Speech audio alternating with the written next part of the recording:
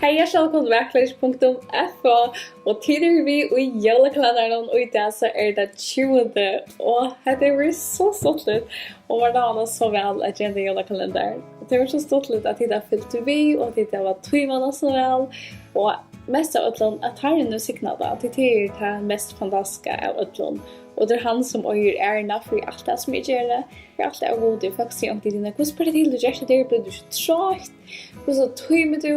Och faktiskt så som är något vanligt svära rätt. Så är rätt att svära att det är på grund av Jesus att han ser ju för ödlån. Han ger mig orska och mod och allt faktiskt.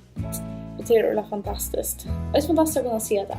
Men idag så är det 20 och som du har sett titeln någon gång, så är det nekva som kommer ut för jolares och jolastress. Och vad gör man 20 december? Och jag hade sett titeln och så släpper ju undan jolastress. Och det är ganska ordentligt gott för mammor, men ganska för som med bötten och som går i skolan att det blir ösen trött och ganska, ja. Så ja. Så bara spela dig om tid, känna dig strongt eller stressa av jólum. Om du känner då som det är nog tog att slappa av och bara njóta jólini. Kanske en genta, mamma eller omma eller hevur eller pappa eller abbe. Kanske du hevur uppgávur skriva skúlanum, nógvar veitlsur för att till eller føðingardagar, møta upp till eller uppgávur att köpa. Eller kanske är det bara att dagliga som är sträva som uppvask.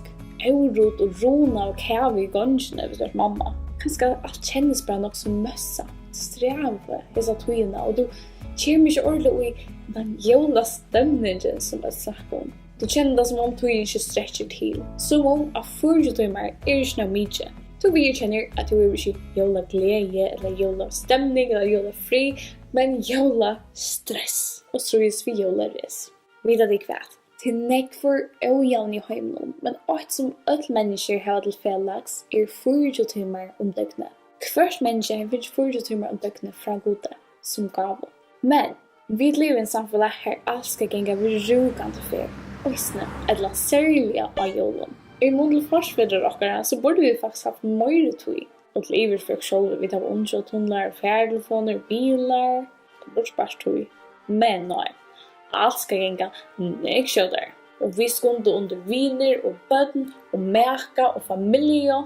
Tror jag, alltså, vi har inte allan dagen. Kanske trobladent han att vi människor skulle inte leva längre, men vi vill leva och uppleva. Vi vill inte göra gåvor, men vi vill göra flotta, stora, dyra gåvor. Istället för bara personer fick det hemmagjorda gåvor. Och nu då man samfället har avskapning till att hålla att Gud gör det störst misstag att han ögna ska komma för till man dygnet. Särskilt jólum. Det ska ruttast, bäkast, jólagåvor skulle köpas och så är det jólaveitlsur, familjedövarar och nu är snöppligt. Vi känner det som bötnene, mävren, viner, samkomman, idrotter, arbete, bindeklubbar och allt. Råpar efter åkar av 40 timmar. Jag menar 40 timmar.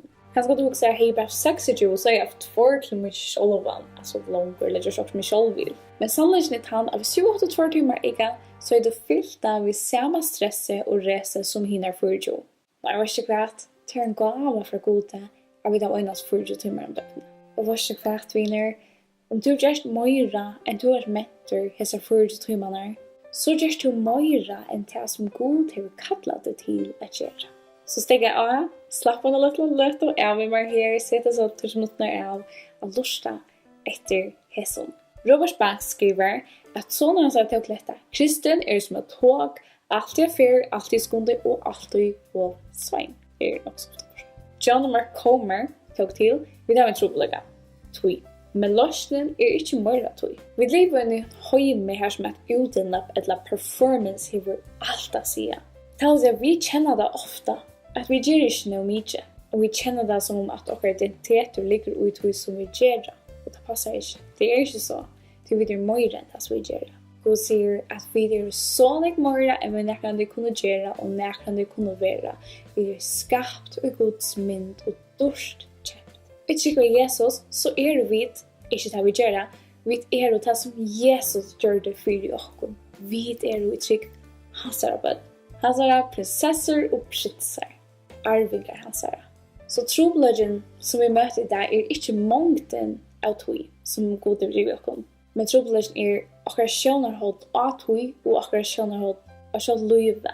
Og så vi nøyde til som vi har finnet. Så hva sier Bibelen om tog? Bibelen gjør 8 ekvelig grøt. Det at vi avmarska av tog, men God utenfor tog. Han også avmarskaver. God avgjør, så han ikke avmarskaver av togene som vi tar. Han ræver over togene som vi tar. Og det kan du lese i versen. God ser forstøy, nutøy og framtøyene. Det ikke fantastisk at dette akkurat god? Om du tror, så god som ræver over tøyen feir. Og god kan krype inn i tøyene tøy, og I søvnene, og I akkurat tøy. Og det var tøy at han kunne komme inn I heimen og være født med bad, så vi minnes av jólum. Wow, han kom at dodja av Golgata. God kunne det til han ræver over tøy, rymd og ødelen tilfære. Og I muntlig god så vi avmarska for tøymen.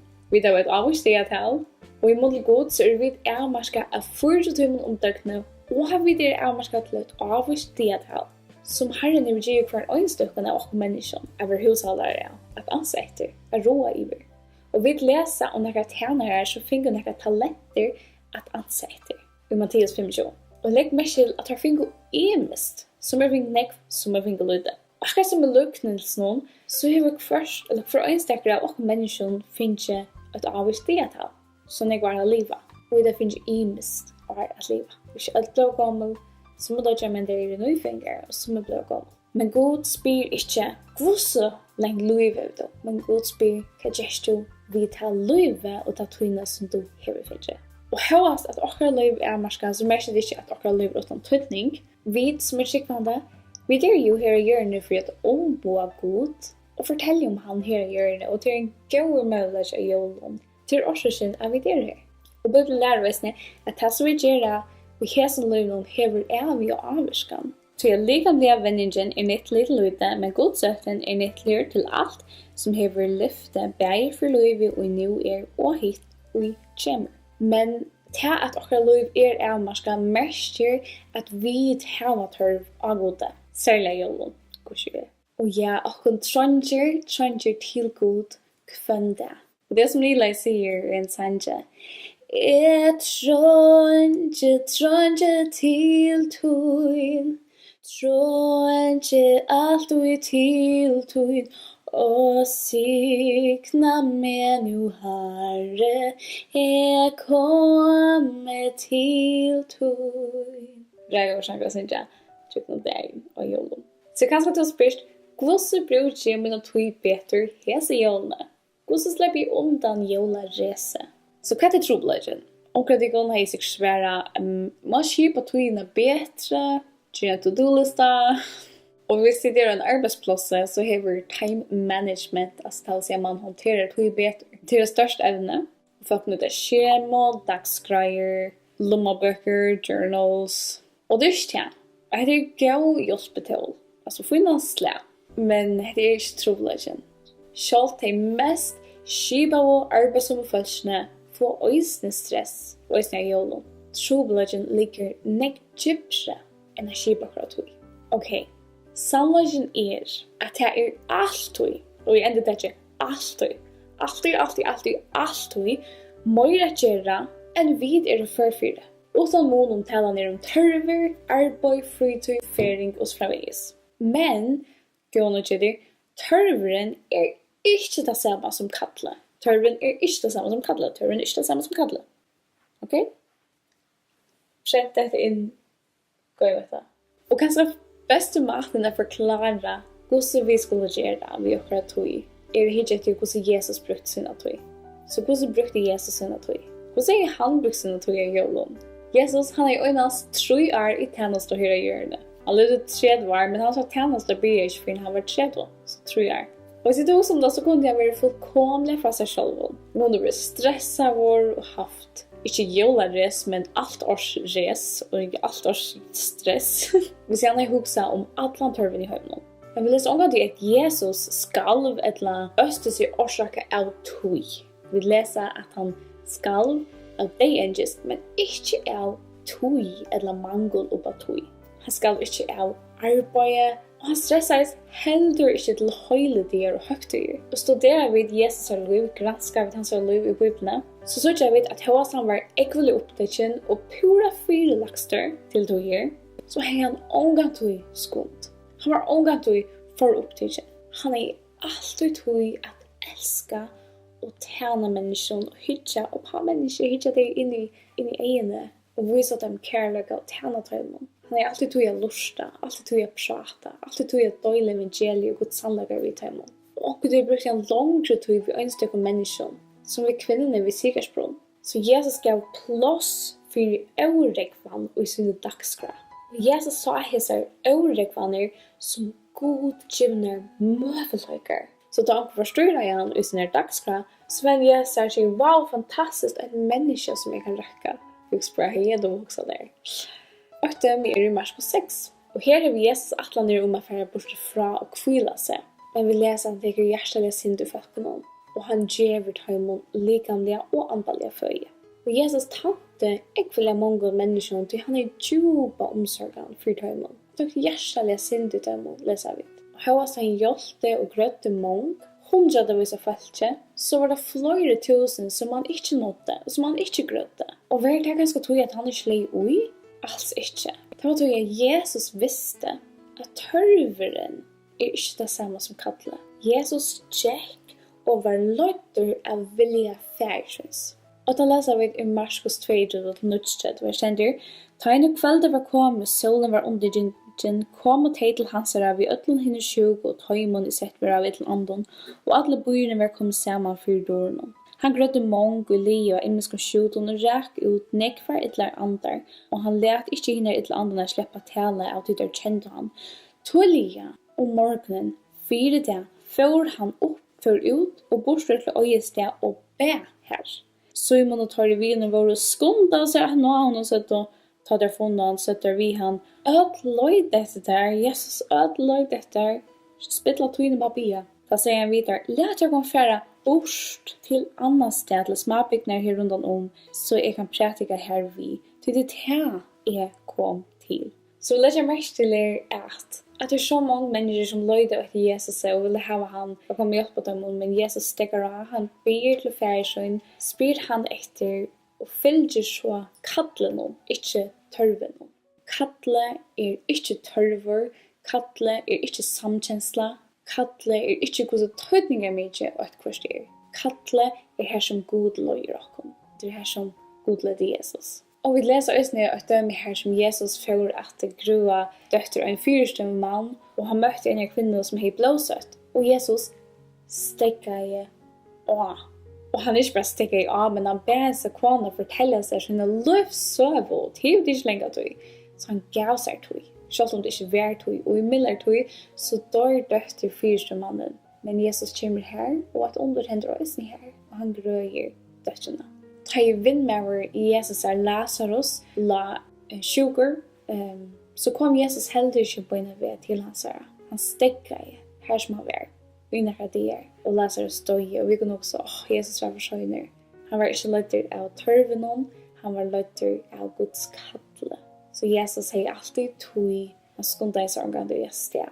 Og som vi legger mest til her i Marskos 8, at Jesus ræfeste sitt liv, prioriterer sitt liv. Så første ræfesting var at han brukte tog som vi god for å opptulja, brukte tog be til god. Han søkte vilja færsjøns. Og Simonis dømnon, han helder til at Jesus prioriterer skøft. Han sier, kom du her og hjelp færsjønnen, ikke fær her og by for en sammen god. Men Jesus lærer han, heter det viktigste. Brukte tog som vi god og være løtter, så at det suttje kvært kattliger, ikke tørven eller hva tidtallet tørven oss framvis. Og det er det samme som vi lærer om da vi leser Marst og Maria. Så Jesus sa at tørven og tjøknen vilja færsjøs, tjøknen kattle. Og etter at Jesus er i bøn, så var ursledet til at han får fra følelsen, fra det som sømelt for en tørver, til en annan by. Det var det som han var kattlet til. God gav Jesus noe mye av tøy til at han kunne gjøre det som han var kattlet til å gjøre. Og det var det som er i tøytning. Det stender Jesus sier, jeg har gjort det god. Færgen, drømmer at han gjør det ved å fullføre verset som to av gymer at gjøre. Så Jesus var færgen løyen, han gjør det som han var kattlet til, Och det var tog att Jesus kunde säga oss något till fulltjörst. Utan att han drassar in något som att vi må, att vi borde, skulde och birer som människor kravde av honom. Så lukka mig kvar to kvar gaver to hevur, og så vel du så fyra, så får du ånga tog att mekna att nökta alla törvene kring det. Du får ånga tog att mekna att fullföra alla uppgávur som du heldur neivar hesjólene. Men vi kunne finna tog och möjligheter att göra det som Gud kallat det till att göra dagliga hesjólene. Så stekka av. Stekka lukka av spyr Gud. Kvært ikke du at jeg skal gjøre sjølene? Ikke du virkelig at jeg skal sove med og stressast medelstingene? Ikke du ikke heldig at jeg skal stekke av? Jeg bruker tog sammen vidt her. Så jeg ber deg om be god om visdom. Lese Bibelene. For å gjøre deg fri. Være grøy og være djørv å si nøy til imenske oppgaver som kunne komme fire. Og minnes til at tørveren ikke det samme som kallet. Så hugsa hva du først og fremst. Du en mamma? Du en skúlanum? Du en syster? Eller du en døtter? Hva det som dine første prioriteter? Hva det viktigast? Og flere ting du altså ikke verdt å stressa og resa iver. Og jeg vil vimela deg at først, fra inn i hendene desembermålen, eller resten av desembermålen, jeg bruker tog sammen med god for å 15 minutter før lesende løyde Bibelen og be til god, vi han gjør deg visdom. Fordi kvært skal jeg bruke tog på hese jólene. Så jeg at det ikke stresser, men at det langt at det begynner deg å ha fri, til det har sagt god, lagt alt framfor god, og finner hans år som akkurat dagliga føye. Så det vil vi melde. Og også så om hva det nei, og kanskje det mamma. Men så det viktigast at det bøttene, taket av høymon, av høymenon, av mannen. Og det ikke så heller viktig at alle henne jolavarslene og bindeklubbene. Her noe som vi kunne godt lade affære, og vi ikke prøver å stresse over. Dyre jolagaver, vi prøver å stresse over, vi prøver oss ikke å kjøpe, så dyre jolagaver, binde noen HVUSSU eller sånt. Men jeg husker at det er vennig at de kan vise attention, og kanskje også sier vi bøttene. Ikke stresse over at jeg ikke bruker orsko på, at jeg ikke bruker tog og penger på at det her hvis det ikke det som god kallar det til å gjøre. Hvis det hukt vi Kalendarin, så hadde det som finnes noen oppskott på akkurat jólagaver som sånn det billigere som de kunne gjøre selv i høyma. Så de prøver ikke å stresse over penger og tog og så framveges. Så nyhetsdagen at ja, jeg bruker togene rett som god utgiv i åkken. Men da merker ikke vi skulle spare på minutter. Så vi kunne bruke togene bedre, eller virkelig hottes i jordene, og få morborsrur, og noe som mest. Selv om jeg vet at det var vis for akkurat tog. Men det som mange tøyninger ikke vi tok som akkurat tog, her gjør og hese jordene ut fra Guds kjønneavne. At akkurat liv en pastor av hans herre evig og fyr i et land. At vi kan også, mitt liv en liten pastor, forskning ut i fremtid som god arbeider vi. God kan du bruke mitt lille puslespill. Kan du bruke det til dere. Så enda måtte ikke at de skulle bli mer opptidende i jólene. Det ikke det som vi har tørva som kristen. Vi har tørva skilje hver vi der, bøten gods, hver vi der. Og i høymenon som mest av de undaga, som gjør at vi blir stresset av bengen. Og vi har bruk for å være møta hver vi der. Sverige for at omba Jesus. Enda mal okkar løy andre mennesker til han.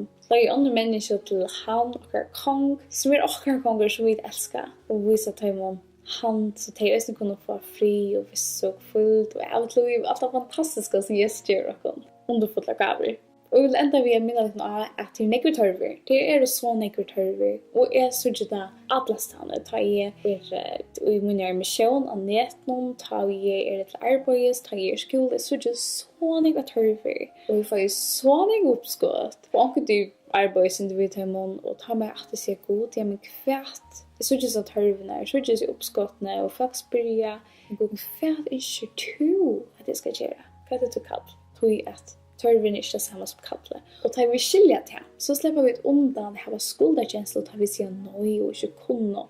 Så, og som det jeg skal gjøre at gjøre en sånn tøyer rundt, her som de kunne få papur, få den papur eller noe spøk. Skriv det ned, 2 minutter, bare hva tid bruker tøyer på at med vikene. Så hva bruker tøyer på Facebook, skola, familie, døvra med, eller stingene, vaska, jeg vet ikke. Og så skulle det sette tøya, hvordan ikke tøy de bruker på stingene til vikene. Og det kan åpenbære ordentlig ting for deg når det sier wow, burde jeg først snakke tøy på det her? Kanskje burde jeg gjøre det også øvelse. Og det som det så kan gjøre å vende på pøyren, eller bleie, og så kan du skrive hva det faktisk er at hukse at det kan være aktiviteter eller räfesting. Och det som det huxa att det kan örvisa. Och hesa för inte att det skulle skriva toja. Vi inte heller att det skulle göra en to-do-lista. Men inte att det skulle be för hesa räfesting någon så god hjälp mig. Kanske brukar man ta ut en året fram bara möte och så framvis eller bara vara mer sen vi familjen. Jag brukar ta sen vi tar emot och vittna för ta emot. Vara mentor för det. Några ingredienser, börja en bibelbok. Några ting till sucha som god visar dig att det är inte jag brukar bara ta upp att det inte göra. Att det är god hjälp mer. Så det är ju inte to-do-lista som får hjälpa dig. Men kraftgods som får hjälpa dig. Så ja. Tack för att du tog vi. Be för dig och huxa om dig och är vänlig att det som kalendaren nu kunna vara till siktning för dig och också kunna vara festlig och ge dig ojeblåser på imiska mata hela jólene. Och jag hade det var så hyggligt och jag gläder mig till som är efter och spännande vid adventsvinningen och här är det också efter en 30:e Kanska också också 40:e fick vi. Så ja. Tusen tack för Jesper och vi ses efter imorgon långt. Bye! Haldi avfylgja vi inn til jólastressføn, der klokkan 6 åpner vi en nødja lúka av VAKURLEIKI.FO, heimasine www.vakurleiki.FO.